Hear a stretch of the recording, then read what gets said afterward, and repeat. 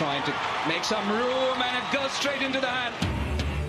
অবশেষে দুবাইয়ের মাঠে গড়ালো আইপিএল আসর। উদ্বোধনী ম্যাচে ধোনির চেন্নাইয়ের চমক বর্তমান চ্যাম্পিয়ন মুম্বাই ইন্ডিয়ান্সকে হারালো 5 উইকেটে। দ্বিতীয় দফায় করোনা নেগেটিভ জাতীয় ক্রিকেট দলের 18 জনই রোববার উঠবেন টিম হোটেলে।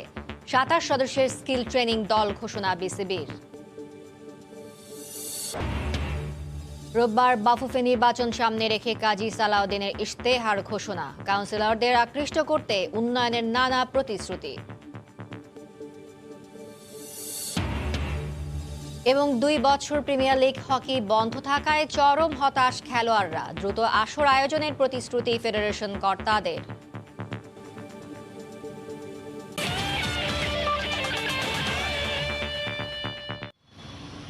এ যেন অস্বস্তির মধ্যেও এতটুকু স্বস্তি। লঙ্কা সফরকে সামনে রেখে দ্বিতীয় ধাপের করোনা পরীক্ষায় আসেনি কোনো নেতিবাচক ফল।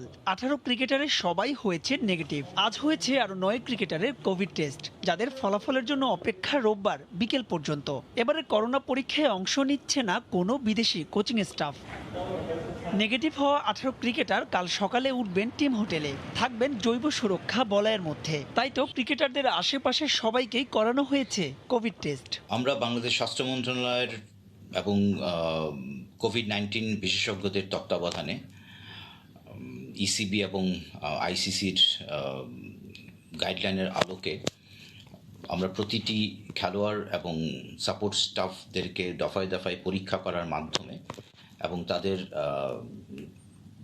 তাদের শরীরে কোভিড-19 সংক্রমণের অনুপস্থিতি নিশ্চিত হয়ে আমরা তাদেরকে এই বায়োসিকিউর বাবুলের মধ্যে নিয়ে এসেছি। গেল 18 জুলাই থেকে কোভিডকালে একক ঐচ্ছিক অনুশীলন শুরু করেছিলেন টাইগাররা।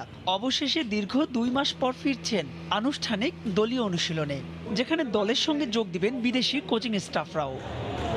ক্রিকেটারদের টিম হোটেল থেকে স্টেডিয়াম পর্যন্ত থাকবে নিরাপত্তার কঠোর বলয়। বাইরের কেউ তো দূরের কথা, দেখা করতে পারবেন না পরিবারের সদস্যরাও।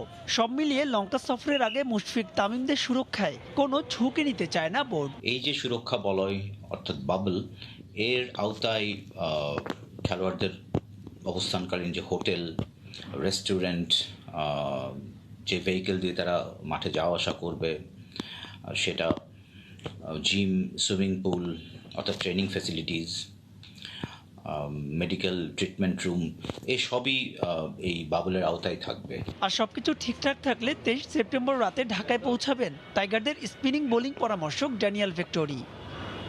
মাহবুব রিমন, সময় সংবাদ, ঢাকা। তারই অংশ হিসেবে ঘোষণা করা হয়েছে প্রাথমিক দলের ব্যানারে স্কিল ট্রেনিংয়ের 27 সদস্যের দল। দলে জায়গা হয়নি এনামুল হক বিজয়ের, এছাড়াও প্রায় সবাই আছেন প্রত্যাশিত দলে।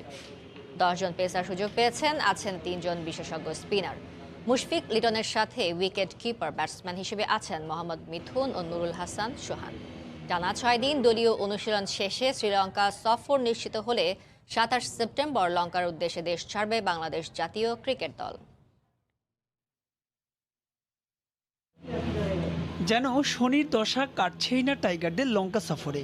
আজ এতটুকু কথা আগায় তো কাল পিছায় আরও 2 পা। ক্রেগ ম্যাকমিলানের খবরটাও আসলো বিনা মেঘে বজ্রপাতের মতন। নেইল ম্যাকেনজি হঠাৎ করে দায়িত্ব ছাড়ার পর শুধুমাত্র লঙ্কা সিরিজের জন্য জাতীয় দলের ব্যাটিং পরামর্শক হিসেবে নিয়োগ দেওয়া হয়েছিল 43 বছর বয়সী ক্রেগ ম্যাকমিলানকে। কিন্তু বাবার মৃত্যুর কারণে টাইগার ডেরায় যোগ দিতে নিজের অপারগতা প্রকাশ করেন ক্রেগ। ফলে এখন তার বিকল্প খোঁজার চেষ্টা করছে বিসিবি। ফাদার পাস্ট অ্যাওয়ে, বর্তমান পরিস্থিতিতে ওনার মানসিকভাবে উনি প্রস্তুত না, সেই জন্যে আপাতত এই সিরিজে আসা ওনার পক্ষে সম্ভব হচ্ছে না। টু আর্লি, আমাদের জন্য খুব তাড়াতাড়ি হয়ে যাবে কোনো সিদ্ধান্ত নেয়, তবে অবশ্যই আমাদের তো একজন অল্টারনেট দেখতে হবে। তো আমাদের চেষ্টা থাকবে যত তাড়াতাড়ি সম্ভব আমাদের ন্যাশনাল টিমের জন্য একজন ব্যাটিং কনসালটেন্ট বা ব্যাটিং কোচ নেওয়া। অনিশ্চয়তা কাটেনি লঙ্কা সফর নিয়েও, তবে হয়েছে অগ্রগতি। বিশেষ করে কোয়ারেন্টিন ভেন্যু ডাম্বুলা আর বাংলাদেশের 42 জনের বহরের ব্যাপারে ইতিবাচক সংকেত এসেছে দ্বীপরাষ্ট্রটির পক্ষ থেকে। তবে ক্রিকেটারদের কোয়ারেন্টিন ইস্যু নিয়ে হয়নি কোনো সুরাহা। প্রধান নির্বাহী বললেন, এজন্য লঙ্কান বোর্ডের জবাবের জন্য এখনও অপেক্ষায় তারা। আমাদের শ্রীলঙ্কা বোর্ড যতটুকু জানিয়েছে যে আমাদের বিষয়গুলো তারা তাদের সংশ্লিষ্ট যে অথরিটি আছে তাদের সাথে বসেছে and they are a good meeting. আমরা আশা করছি যে তাদের কাছ থেকে আগামী 2-1 দিনের মধ্যে হয়তো একটা রিভাইসড হেলথ গাইডলাইন বা প্রোটোকল হয়তো আমরা পাবো। সবকিছু ঠিকঠাক থাকলে 3 ম্যাচের টেস্ট সিরিজ খেলতে আগামী 27 সেপ্টেম্বর শ্রীলঙ্কার উদ্দেশ্যে উড়াল দেবে বাংলাদেশ। মাহবুব রিমন, সময় সংবাদ, ঢাকা। এই বাতিল হবার শঙ্কায় আছে দুদেশের সিরিজটি। তবে সমস্যা সমাধানে এবার এগিয়ে এসেছে মাদুগালে। লঙ্কান স্বাস্থ্য মন্ত্রণালয়ের সঙ্গে বোর্ডের সবশেষ সভায় কোঅর্ডিনেটরের দায়িত্ব পালন করেছিলেন তিনি। তাই সেনাবাহিনী নিয়ন্ত্রিত কোভিড টাস্ক ফোর্সকে রাজি করাতে মাদুগালের শরণাপন্ন হয়েছে এসএলসি। জানা গেছে এ ব্যাপারে দুপক্ষের মধ্যে রোববার একটি সভায় হবার কথা রয়েছে কলম্বোতে। রোহিতকে আউট করেন পীয়ূষ চাওলা, আর পরের ওভারেই কক ফেরেন কুরানের বলে। এরপর সূর্যকুমার আর সৌরভ তিওয়ারি চেষ্টা করলেও টিকতে পারেননি বেশিক্ষণ। জাদেজা আর এনগিডির বোলিং তোপে নিয়মিত বিরতিতে উইকেট হারাতে থাকে মুম্বাই। পরে 162 রানে থামে বর্তমান চ্যাম্পিয়নরা। জবাব দিতে নেমে উড়ন্ত শুরুর আভাস দেন ওয়াটন, কিন্তু স্বপ্নভঙ্গ হয় দ্রুতই। ফিরে যান বোল্টের তোপে আর বিজয়কে ফেরান প্যাটিনসন। তবে সেখান থেকে শুরু হয় কিংসদের জয়ের পথে যাত্রা। হাল ধরেন দুই অভিজ্ঞ সেনানী ফাফ ডু প্লেসিস এবং আম্বাতি রাইডো। দুজনের চড়া ব্যাটে ছাড়খাড় হয়ে যায় ইন্ডিয়ান্সের মালিঙ্গাবিহীন বোলিং অ্যাটাক। পরে 5 উইকেট হারালেও ধোনি দৃঢ়তায় সহজ জয় তুলে নেয় চেন্নাই সুপার কিংস।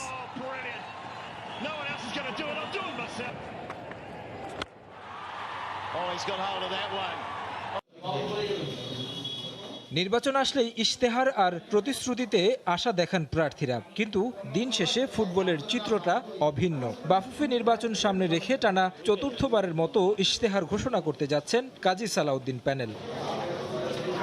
চোখ রাখা যাক গেল নির্বাচনী ইশতেহারে। মোটা দাগে দেখা যায় জাতীয় দলকে শক্তিশালী করতে বয়সভিত্তিক দলগুলোতে জোর দেয়া। 2016 জুন থেকে চালু করার কথা ছিল বাফুফের একাডেমি। আন্তর্জাতিক মানের ফিটনেস সেন্টার এখনো স্বপ্ন হয়ে আছে। সব বিভাগীয় শহরে ফুটবল টার্ফ স্থাপন বাস্তবায়ন দেখা যায়নি। হয়নি ফ্র্যাঞ্চাইজি লিগ, সোহরাওয়ার্দী কাপ এবং শেরেবাংলা কাপ। 2020 নির্বাচন সামনে রেখে নতুন ইশতেহারে স্থান পাচ্ছে জাতীয় দলকে শক্তিশালী করার বিভিন্ন পরিকল্পনা, জেলা লিগগুলো নিয়মিতকরণ, বয়সভিত্তিক টুর্নামেন্ট এবং বঙ্গবন্ধু ন্যাশনাল চ্যাম্পিয়নশিপ। তবে এই নির্বাচনে বড় প্রত্যাশা হতে পারে দেশের প্রতিটি জেলায় ফুটবল ফেস্টিভ্যাল আয়োজন, যাকে বাস্তবসম্মত বলছেন সালাউদ্দিন সালাম প্যানেলের এই সহসভাপতি প্রার্থী। আগামী 4 বছরের জন্য এরকম আমাদের একটা পরিকল্পনা, সেটা নিশ্চয়ই আমরা বিবেচনায় রেখেছি যে ভোটার শুধু ভোটার না, এখানে ফুটবল প্রেমীরা কি চায় বা ফুটবলের উন্নয়নের জন্য কি প্রয়োজন, কিভাবে ইশতেহারটা করলে আমরা বাস্তবায়ন করতে পারবো, এটাও কিন্তু একটা বিষয় আছে। শুধু ডিক্লেয়ার করে দিলাম, বাস্তবায়ন হলো না, এটাও আবার একটা হাসির খোরাক হয়, সমালোচনার বিষয় হয়। এই ইশতেহার বাস্তবসম্মত ইশতেহার হবে এবং ফুটবলের উন্নয়নেই এই ইশতেহার তৈরি করা হয়েছে। আরেক প্রার্থী ইমরুল হাসানের চিন্তা ভিন্ন। শুধু ভোটারদের মন জোগাতে নয়, বরং দেশের ফুটবলের উন্নয়নকেই জোর দেওয়া হচ্ছে ইশতেহারে। তবে আমরা মনে করি যে ফুটবল উন্নয়নে অনেক কাজ করার সুযোগ রয়ে গেছে। আমরা পিছনের দিকে তাকাতে চাই না, আমরা ভবিষ্যতের দিকে তাকাতে চাই। নিচের দিকে লিগগুলোকে যদি জোর দেওয়া যায় এবং বয়সভিত্তিক দল নিয়ে যদি কাজ করা যায়, তা আমার বিশ্বাস যে বাংলাদেশে আসলে প্রতিভার কিন্তু অভাব নেই। এই প্রতিভাগুলো বেরিয়ে আসবে। ভোটারদের আকৃষ্ট করানোর অর্থ যদি সেটাকে বলা হয়, তাহলে হয়তো অনেক প্রতিশ্রুতির ব্যাপার থাকে। আর নির্বাচনের পূর্বে অহেতুক প্রতিশ্রুতি আসলে আমি অন্তত ব্যক্তিগতভাবে দিতে চাই না। গেল 3 বারের ন্যায় এবারও উন্নয়নমুখী নানা পরিকল্পনা থাকছে সালাউদ্দিন সালাম পরিষদের ইশতেহারে। সংশ্লিষ্টদের প্রত্যাশা, পরিকল্পনা শুধু কাগজে কলমে নয়, বাস্তবায়নের মাধ্যমে দেশের ফুটবল এগিয়ে যাবে স্বপ্নের ঠিকানায়। তারেক হাসান শিমুল, সময় সংবাদ, ঢাকা। বিশ্বের সবচেয়ে মর্যাদাপূর্ণ ফুটবল লিগ শুরু হয়ে গেছে। লিগের 9ম দিনে এসে বর্তমান চ্যাম্পিয়ন লিভারপুলের মুখোমুখি হচ্ছে চেলসি। প্রথম ম্যাচে জয় পেয়েছে দু দলই। দ্বিতীয় ম্যাচে তাই লাল ও নীল দুর্গের লড়াই দেখার অপেক্ষায় ফুটবল বিশ্ব। নতুন মৌসুমের শুরুটা হওয়া চাই দুর্দান্ত। প্রথম ম্যাচে লিডস ইউনাইটেডকে 4-3 গোলে হারিয়ে সেটা পেয়েছে ক্লাব শিষ্যরা। এবার সেটাকেই পুঁজি করে আরো বড় প্রতিপক্ষের মুখোমুখি হবে অলরেডরা। স্ট্যামফোর্ড ব্রিজে দু দলের মুখোমুখি হওয়া লড়াই অবশ্য আশা জাগাচ্ছে চেলসিকে। এই ম্যাচ দিয়ে অলরেডদের দুর্গে অভিষেক হতে যাচ্ছে থিয়াগো আলকান্তারার। খেলবেন আগের ম্যাচের হ্যাটট্রিক করা দলটির প্রাণভোমরা মোহাম্মদ সালাহ। তবে ইনজুরির কারণে এই ম্যাচে জাদরান শাকিরির সার্ভিস মিস করবে লিভারপুল। ফিরমিনো ও সাদিও মানের আক্রমণ ভাগে থাকায় পূর্ণ শক্তির দল পাচ্ছে অলরেডরা। চেলসি সামর্থ্যবান একটা দল, নিজেদের মাঠে তারা যে কোনো কিছু করতে পারবে, তাই আমাদের সতর্ক থাকতেই হবে। আমরা চ্যাম্পিয়ন দল, এটা মাথায় রেখে খেলতে হবে। সে অনুযায়ী পারফর্ম করলে টানা দ্বিতীয় জয় পাওয়া অসম্ভব নয়। অন্যদিকে নতুন মৌসুমে ফ্রাঙ্ক ল্যাম্পার্ডের অধীনে উদ্দীপ্ত একটা দল চেলসি। দল বদলে নিষেধাজ্ঞা উঠে যাওয়ায় এবার বেশ ভালো দল গড়েছে ব্লুরা। টিমো ওয়ার্নার ও কাই হ্যাভার্টস খেলবেন রক্ষণ ভাগে। ফিট আছেন একাদশের গুরুত্বপূর্ণ সদস্য অ্যানগোলো কান্তে, হাডসন ওদোই ও জৌমারা। গোলপোস্টের নিচে অতন্দ্র প্রহরী হিসেবে আছেন কেপা আরিজাবালাগা। তাই জয় পেতে আত্মবিশ্বাসী চেলসি কোচ ল্যাম্পার্ড। লিভারপুল ভালো দল, ওদের সঙ্গে জিততে হলে আপনাকে ম্যাচে কোনো ভুল করা যাবে না। আমরা আমাদের পূর্ণ শক্তির দল পাচ্ছি, নতুনরাও বেশ প্রতিভাবান। ওদের নিয়ে আমি জয় পেতে বেশ আশাবাদী।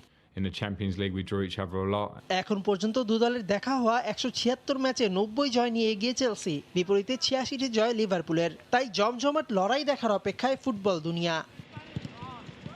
মেহেদী নাইম, সময় সংবাদ। রাত 1টায় শুরু হবে দু দলের এই ম্যাচ।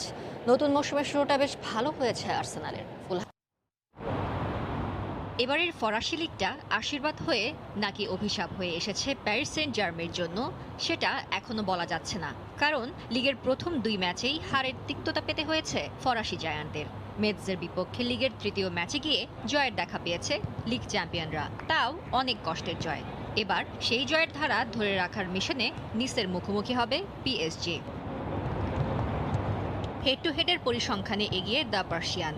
শেষ 5 দেখার 4টিতে জয় আছে তাদের, আর শেষ 14 ম্যাচে মাত্র 1টি জয় আছে নিসের। খেলা হবে নিসের মাঠেই। সেই পরিসংখ্যান ঘাটতেও দেখা যাবে নিস পিছিয়ে।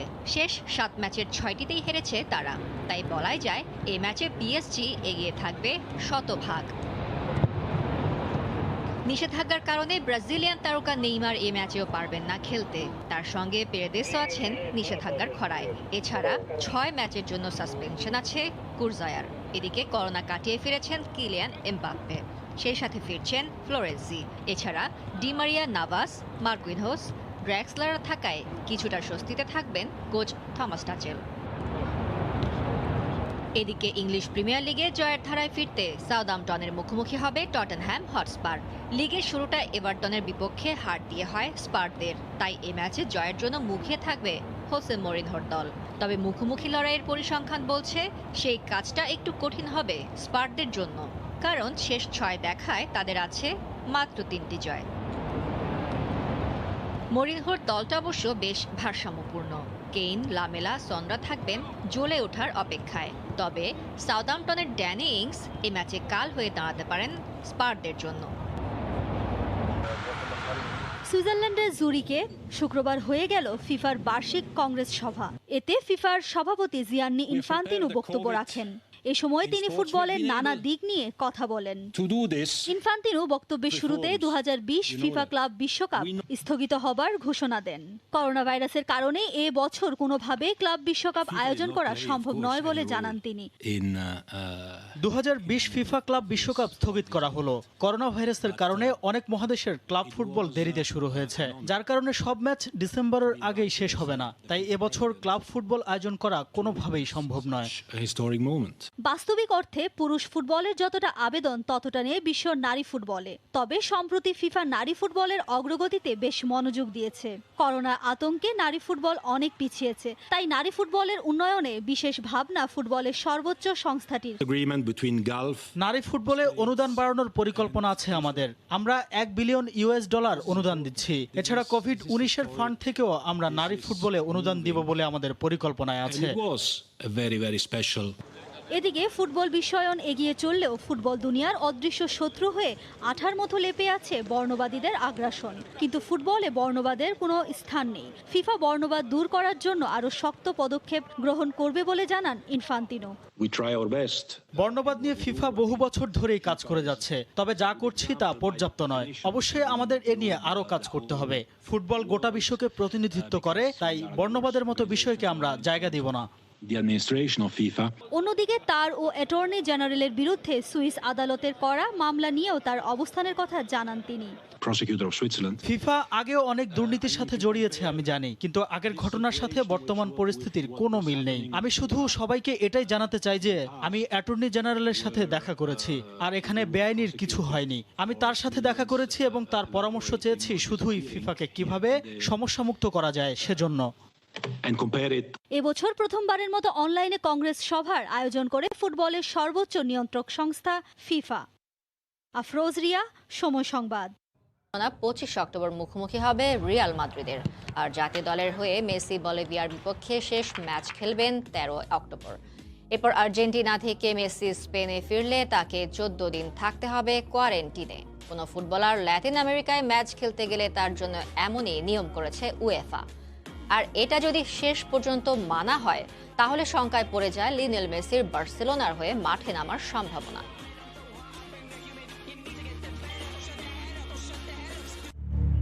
লিসবন থেকে মিউনিখ, বার্সেলোনা থেকে শালকে পরিবর্তন হয়েছে স্থান, বদলেছে দল, তবে বদলায়নি বায়ার্ন আর তাদের করা রেকর্ড। আর তাই দ্য লুজের পর আবারও 8 গোলের ঠিকানা অ্যালিয়েঞ্জ অ্যারেনায়। ম্যাচের 81 মিনিটে জামাল মাসিয়ালার পা থেকে আসে 8ম গোল। মাত্র 17 বছর বয়সী এই ইংলিশ ফরোয়ার্ড ততক্ষণে প্রবেশ করেছেন রেকর্ড বুকে। কিন্তু এর আগের গল্পটাও জানা দরকার, যেখানে প্রতিপক্ষকে নিয়ে কি ছেলে খেলাটাই না করেছে বায়ার্ন মিউনিখ। এই ম্যাচের পর শালকে 04-কে নিন্দুকরা কটাক্ষ করে 08 বলে ডাকবে কিনা কে জানে, কিন্তু সার্জ ক্যানাব্রি এটা ভালো করেই জানেন কিভাবে স্কোর করতে হয়। আর তাই ম্যাচের আড়মোড়া ভাঙার আগেই স্কোর করে বসেন জার্মান ফরোয়ার্ড। শালকের জালে দ্বিতীয় গোলটি করেন গোরেৎসকা। এরপর দৃশ্যপটে আসেন রবার্ট লেভানডস্কি। 31 মিনিটে একক প্রচেষ্টায় গোলমুখ ওপেন করতে গেলে তাকে ফাউল করে আটকানোর চেষ্টা করা হয় ডি বক্সে, তবে প্রতিপক্ষের গোলকিপার তাকে আটকাতে পারেনি পেনাল্টিতে গোল করা থেকে। প্রথমার্ধ শেষ 3 গোলে, দ্বিতীয়ার্ধের শুরুতেই আরও একটি। এবারও শালকের হজম করা পরের 3টি গোলের শেষের খবর দিয়েছি আগেই। 6ষ্ঠ গোলের কারিগর লেভানডস্কি, যেটা পূর্ণতা দিয়েছেন থমাস মুলার। এরপর বায়ার্নের লাকি 7 নিয়ে আসেন লিরয় সানে, তাকে বল জুগিয়েছেন Joshua Kimmich. S M Iqbal, Somoy সংবাদ।